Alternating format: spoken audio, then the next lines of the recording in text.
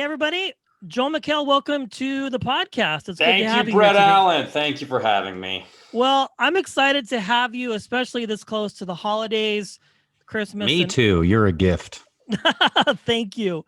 So let's just start out with, how does the McHale household do Christmas? Are you ready? Are the kids excited? What's the scoop? Yeah. Here's how we do Christmas. We go to Seattle and stay with my parents and my mother-in-law, and then that doesn't happen this year. So, yeah, we'll be here. This is the first time I think only.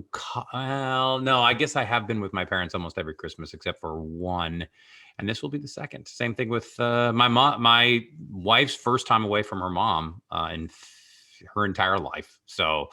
Yeah, no, it's going to be a whole new ball game. So it'll be just the family and a lot of presents, and I'll be doing the cooking, and so that's how that goes. And of course, I'll be in dressed as a stormtrooper from Star Wars, as is my tradition. Full regular stormtrooper, not the the ones on the bikes with the going through the woods, not those The guys. speeder bikes. Do you really Yeah. do stormtroopers for Christmas? What's that? No, I don't do that, Alan. Okay.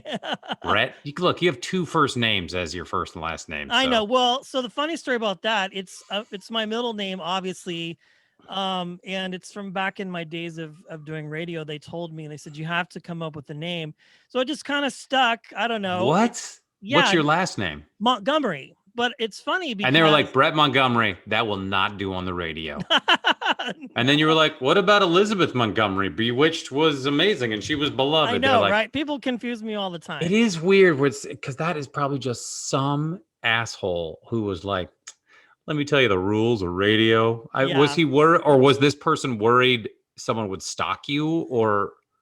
Well, it's funny because this was a long time ago. I used to live in New Mexico and I did a lot of radio there, different stations and things. And it was kind of pretty much that way. Yeah. They just said, come up with something. And I was like, dumb. It's kind of pretentious. And it's funny because a lot of people ask me, they go, is that really your last name? And I go, no, it's the middle name. And they go, oh, I get it. So somebody in an office somewhere said, you got to come up with something. Yeah.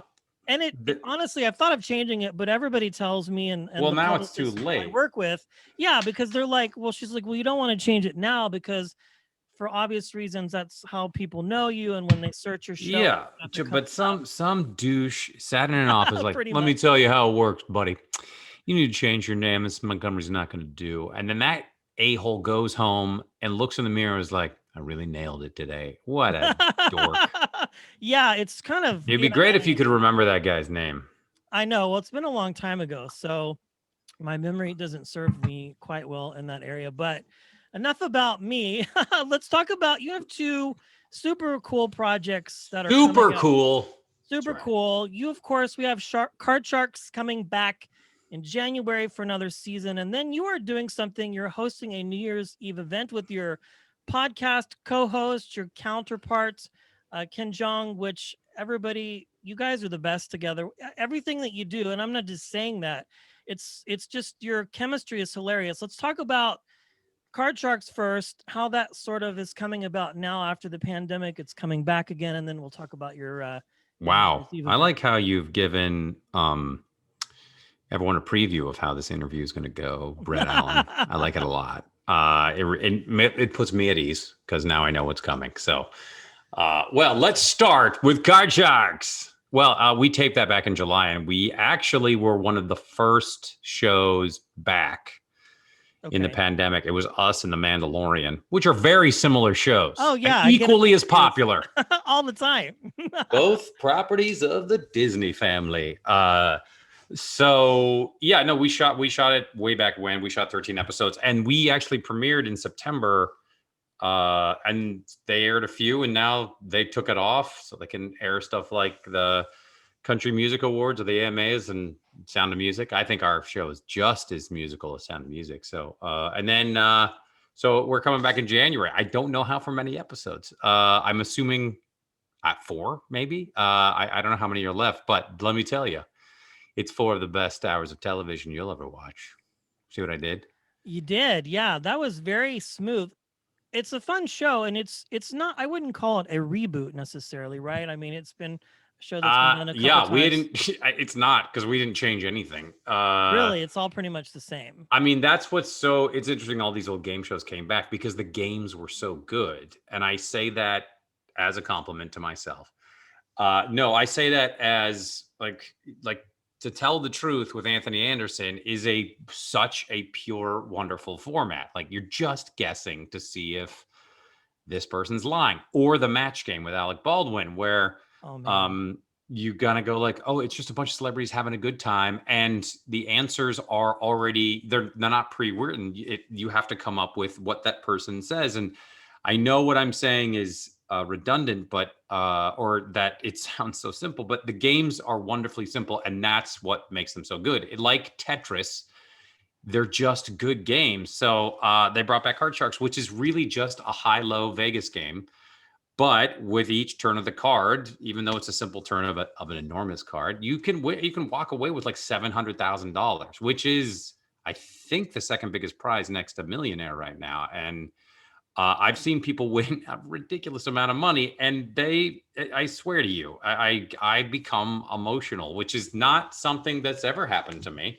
And it's confusing. What is this wet stuff coming out of my face? I feel like the Tin Man. So, yeah, so it's really fun, and I'll just say it's the best show on television. I have no idea. It really is. And I watched a few episodes Thanks. prior to being able to get you on the show, and because it's just fun entertainment. And I agree with you in the sense that a lot of these shows, I'm 46, so I was kind of in a weird spot when these were coming out as far as my age, but I do remember them, and then going back to the well and bringing them back again. You haven't changed anything, and I think that's what is appealing to audiences, right? Just the fact that it kind of hits a lot of demographics. And I hope so. yeah, Yeah, yeah. I just feel like what is the gameplay? What is it's like when you look at a video game like Fortnite, which is obviously incredibly complex and things like that, but it's like, what is the game? They're like, ultimately it's capture the flag. Oh, that's easy to kind Pretty of like, oh, much. it's just the way they go about it. So I think you're going to see a lot more of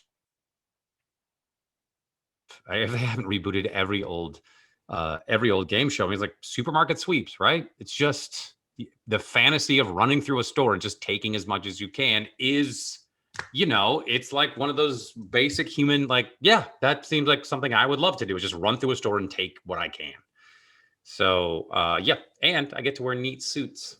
That's what I'm excited about. What attracted you to the project? I mean, because The when money, no, the money, well, I'm I sure that's part of it, obviously, but Well, when like people like Alec Baldwin, who is literally a movie star, and Elizabeth Banks and Jamie Foxx and The Rock and Ellen, when these guys started taking game shows, that broke down all the barriers that used to be there for. It used to be like you can only act in television and you will never act in movies, and then it was always these rules, and all those rules are broken now, which is great. And I mean, I'm an extreme extrovert, and I need attention all the time, and I thrive from socializing. I know that sounds crazy, but there really is a lot of us out there. And so I love performing and I love working. So I can't get enough of it. So if someone puts a camera or a microphone in front of my face, I'm get pretty excited. It's a life.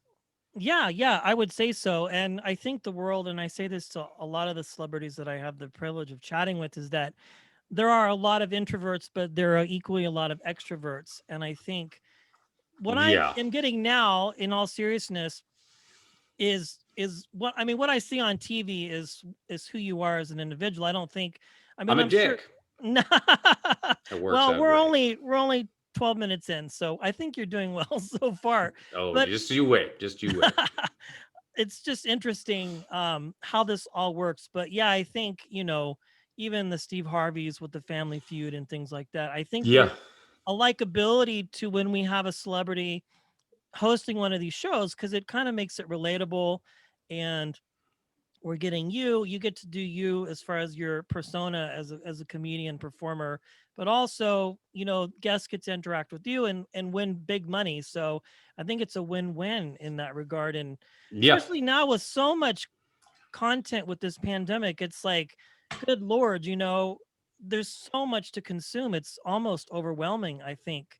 And it's nice to have a break with shows like yourself and other things to kind of Bless mix you. it up. Yeah, we are in the golden age of television 100%. again, and the amount of I've always said, or I was told and couldn't agree more, like 90% of all art is bad and 10% is amazing. And it's just now the field is expanded. Yeah, there's a lot more crap, but there is a lot more quality out there. And it's, you go on these streamers and like they have such good shows now. And obviously there's really good ones on cable and regular television. And What is that anymore? It's yeah, no, it's a weird time because it's not like my 12 or 15-year-olds know what a channel is. Hardly. They know what the NFL channels are on Sunday, but they know where to find Adult Swim. But yeah, it's a crazy weird time. So I don't know if people, because I know the Card Sharks is on Hulu. I don't know if more people watch it on Hulu rather than on. I do Hulu, so There you go. yeah, So it's I don't know crazy. how to measure any of that anymore. I don't know. I guess you have to be a streamer to just go like, well, there's been that many clicks on that thing and people watch this long, so that gets another season. Yeah, and I think Netflix sort of set the standard initially for that. But my kid is 6, and he knows Hulu, he knows Amazon Prime, Disney Plus, And I was watching regular TV one day. He was playing games or something, and I was watching True TV and Practical Jokers, and Mm-hmm. he's like, "Is that on what is that on Hulu?" And I'm like, "Well, it's called a regular TV channel." And he just kind of looked at me mystified, like, Right. I don't know what that is. Speaking of your kids, they're older now. Good Do they transition. kind of get what you do? Does it resonate with them, especially with your success early on with, Community and Soup and that sort of thing? Are they kind of resonating with your work, or is it just kind of like your dad and you're on TV all the time? They're like most kids and are just a perpetual state of annoyance from me. I am not cool in any way. They watched all the Community. So, and Oh, then that's whenever I'd cool. walk in the room, they'd be like, "Hey Dad, we're watching your show. It's really good, except for your acting." That happens all the time. And yeah, they understand. It is a weird thing. I don't know where you live, Brett Allen, but San Francisco area, oh, the Bay all Area. right. I'm just gonna go with Millipis. Millipis. A kid, yeah, that's a whole nother conversation. There you go. So no, we live in this weird world of entertainment where, it's kind of like if we were to, I don't know, grow up 50 years ago, or like if like I grew up in Seattle where half of the people at a time when half the people worked at Boeing, and or they worked for Weyerhaeuser. My dad worked for Weyerhaeuser, and which is the logging company. And so here it's like most of the kids in their class somehow are related to, like 70% of the people in Los Angeles somehow are related to the entertainment business. So that's the world they kind of know. Okay. It's not like, George Clooney's coming over to the house to drop off muffins or anything like that. But everybody kind of, whether you're a stylist or you work in props or lighting, it's just everyone kind of is around here. So they are used to it. And it's a weird thing that because they expect it, I guess. So so anyway, they understand what I do and they know that I'm a goofball, so that they make a lot of fun of that. And they'll be like, "Hey Dad, when do you think you'll be relevant again?" They'll say stuff like that, which makes me very happy. Well, nothing like that to keep you humble. Yeah. I can't even imagine. Do they have any interest in this world that you're a part of, or are you one of those that like to kind of keep it separate? And do you encourage? No, I don't want. I'm not one of those. look, if I can make money off of them, dude, I would totally do it. With No, all these Netflix kid shows, my God, the pot is thick as far as there you opportunity. go. That's because those kids are high on pot. No, Mhm. no, not yet. Maybe like I don't know. Like they sometimes like my kid had a talk show on Rec Room on Oculus at one point. So I don't know. Like it's not a thing. They're definitely there are some kids that when they're 6, they're like, I need to take dancing lessons and I need to learn the phonetic alphabet. That yeah, my kids like football and video games. So they're like their dad. I don't think they're as distracted as me, but so thank God. Well, who knows? I mean, the future is unknown, and they could or they couldn't. I hear stories of kids who have parents. I think Dave Chappelle was telling a story, and they asked him if his kids had any interest in stand up, and he's like, "My son wanted to do a set once, and that was it. And he just probably had something he wanted to get off his chest, and he's never asked about it." So it'll be interesting to see, because Yeah. again, the world that you're a part of is just so different than I think what most people are used to. And I get the privilege of doing it just because of a podcast, but outside of that, we watch you on TV and all the things that you've done. And it's just interesting when you got your start. There's kind of this trajectory, it seems. Some people start out as stand-ups and then they get TV shows and specials and then movies. Your career path, you did TV first and then stand up, or did Yeah. so that was kind of something you decided to do after, or did you always have an interest in stand up and TV sort of gave you the I platform? Yeah, I was more. I mean, I came here as an actor 20 years ago, and I had trained as an actor, and I did a ton of theater and a ton of improvising. So I was no stranger to standing in front of people. And when I got to LA, I did not expect to be a host, and I wasn't pursuing it.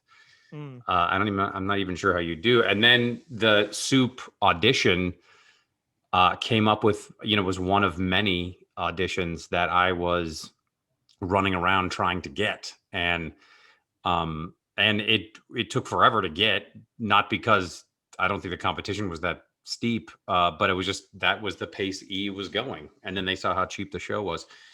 Then after the show started working, it took about a year for it to kind of work, for it to be noticed, really. really? Yeah, it took forever. It was on for forever, and so that's why I was. I think the show. That's how we found our voice. Was we assumed no one was watching, and so that really helped us inform the comedy. So I would say stuff as kind of like, I don't know, do you think we're gonna get in trouble? And people were like, no one's watching, so you're probably not. And so we would do it. And then I started doing stand. No, I had done some stand up, but not in the same way where stand ups are going up every night and Got it. running around to every club. I had already been on TV, and then I really went after it. So after the about the 2000th time I did it, I was like, oh, I finally am okay at this. And took a while to really put together, because I had these people were showing up and screaming out phrases from the show. So Got it. I didn't have to go through the kind of abuse so many comics get early on when they're unknown. And but after putting in the stage time, it's strange now because people will come to the shows not knowing the Soup was ever a show, because that was Sure. 5 years ago. Or they'll be like, oh, the guy from Community is gonna sign some autographs or something, or just tell stories, or what's gonna happen. And then like some people, they would come because they saw The Great Indoors 4 years ago or so. So now the audience, they're not as I don't know, destination comic driven, because when I think a lot of people are like, oh, we go to the comedy club every other month or Right. something, and I just happen to be the headliner. So yeah, it's really changed over the years, and I enjoy it thoroughly, and I've gotten to see all of the country, and that's been great, and got to do it in Australia and all that, and Canada. So Anyway, that was a really long explanation of coming No, to no, stand up. I like that because it kind of informs us as the audience a little bit because there Yeah. is this pocket of comedians who I think in the late 90s did all of these movies and then they would go out and tour based off of the movies like, the Jamie Kennedys or the Pauly Yeah. Shores, these guys who had holding deals, like multiple holding deals at networks. And they didn't, this is probably when you could do this, where you could just get it. All you had to do was kind of take meetings throughout the day and then go out at night, perform, do a tour. You might get a show, you might not, kind of depending on what the network. Yeah. And I think I don't know because they were this type of network that was kind of like the cutting edge of television shows that, and they were different. They were kind of like, I don't know, were they a competitor to like Comedy Central, or was it kind of like just they stood on their own, but each had their own kind of unique programming. And I remember this soup quite. I mean, if I were to come see you, I would be in that high demographic of, oh God, I remember him from this and from that and Community.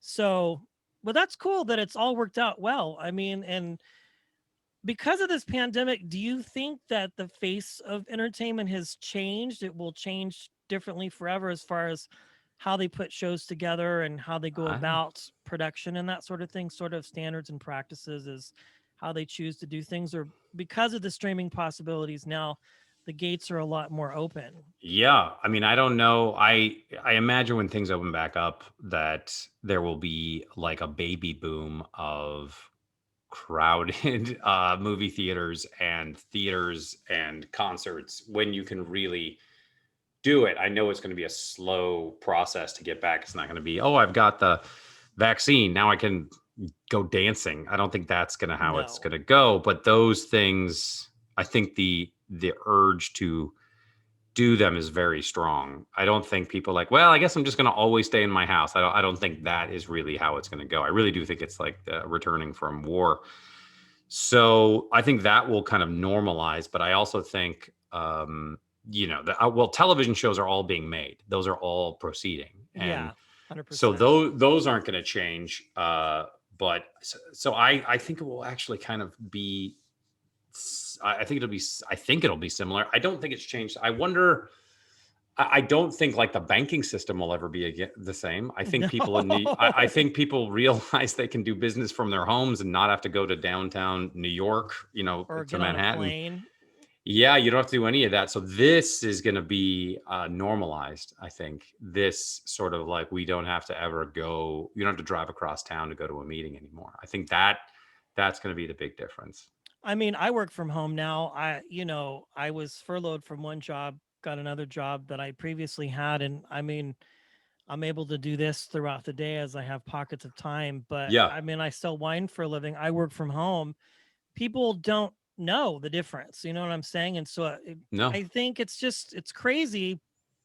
I was really nervous for you guys for a long time because when everything just came to a screeching halt and production froze, I was like, what's going to happen, But I think these other places like comedy clubs and theaters who are taking a hard hit, hopefully they're able to very hard. bounce back. Well, It's the crazy, man.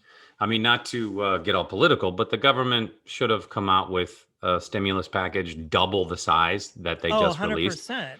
And it should have been released in July. And it's a crime that these rich senators and Congress people took this long. And I don't care if people think I'm one-sided or something, but that to me was like the biggest crime so far, because this pandemic is real, as we all know. It's real, and the country has been through big crisis before, and it really showed you they dropped the ball, because Oh my now there's God. all these Yeah. businesses that are gone, and there was no reason for it, because America truly is the richest country on the planet, and very liberal and very conservative economists all said stimulate the economy, and we totally can afford it. And so anyway, that's the crime. Thank you. It is, Joel yeah. McHale. I don't know if you saw the meme that was out there of McConnell and Pelosi. It was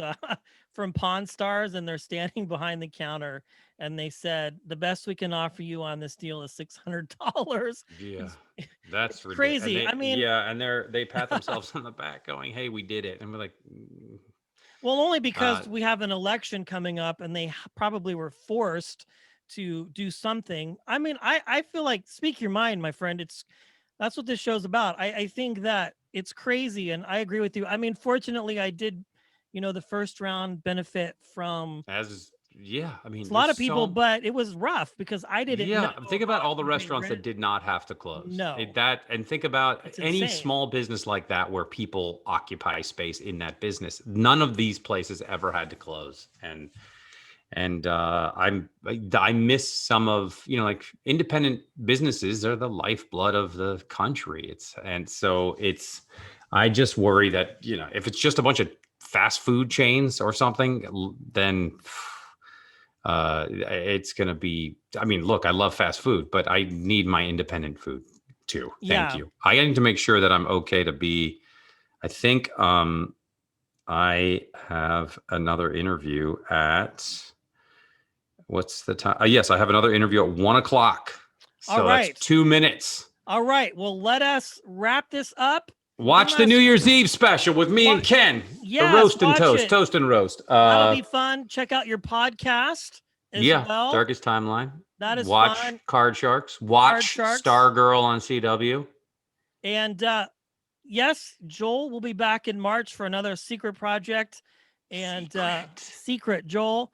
I want to say thank you, man. It's been an honor chatting with you, and I appreciate you. It's been an honor on the to chat with podcast. you, Brett Allan Montgomery.